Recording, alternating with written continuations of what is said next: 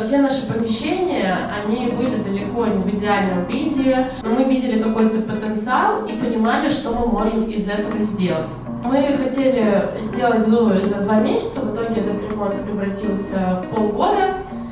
Где-то на середине мы поняли, что у нас проваливается пол, потому что он был, оказывается, изнутри прогнивший, и пришлось его укреплять из подвала. Я никогда не забуду, я же когда выходила официантом в цивил, девчонки зашли и сказали: ой, конечно, понаставят стульев и работают. Повезло же с помещением, а?